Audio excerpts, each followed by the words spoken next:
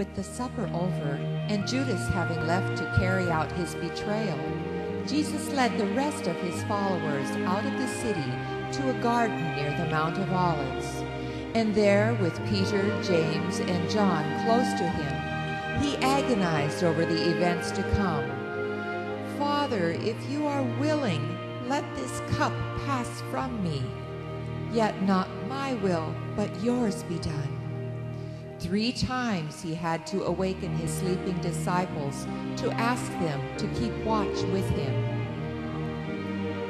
In the early morning hours, Judas came with a band of soldiers carrying torches and identified Jesus with a kiss.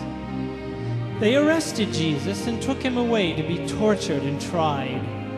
Jesus, Mary's lamb of joy and love, was about to become the lamb of sacrifice and suffering.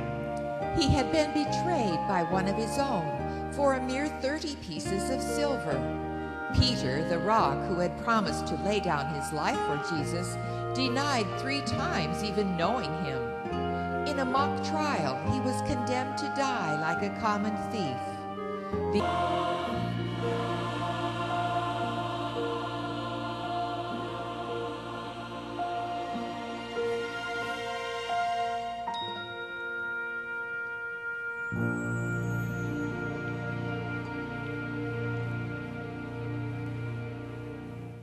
The adoring crowd turned against him, favoring a murderer named Barabbas.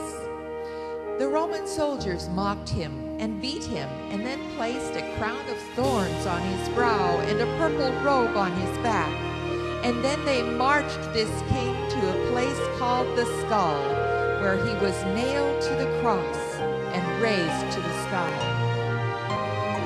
Jesus endured every shame and disgrace that humankind could hurl at him. Yet, like a lamb being led to slaughter, he did not speak a word in his defense. Even his words from the cross were for the sake of those around him.